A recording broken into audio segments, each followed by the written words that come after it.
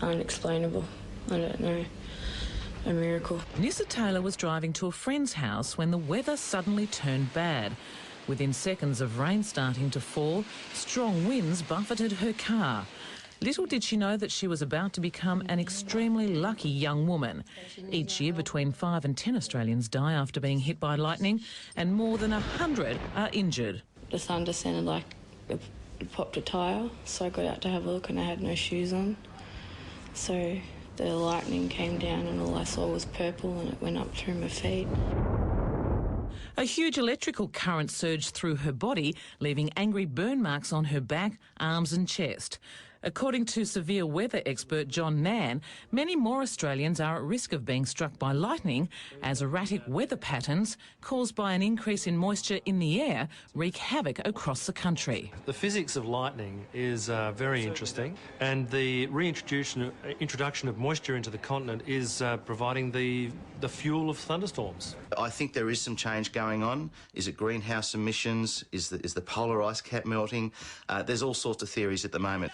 David Simpson is a storm chaser. Fascinated by the phenomenon, he risks his life to try and capture severe weather on film and has noticed a dramatic increase in the frequency and severity of storms. There's certainly some indications in some areas that it's getting more intense. And let's not forget too, I think we're taking more interest in what's happening too.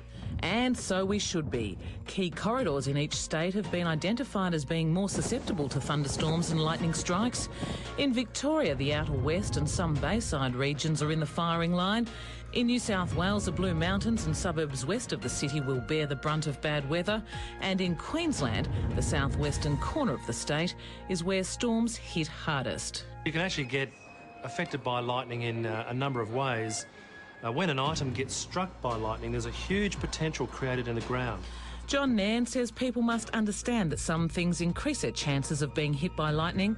His advice is to stay in the car if you're driving, never ever talk on the phone during a severe storm, and if you happen to be outside when lightning strikes, don't shelter under trees and get down. The best thing you can possibly do is crouch down, put your feet together and put your hands between your feet so that you don't cover much land surface. Your potential will be much smaller that you're covering, so that you won't get as much of a larger jolt.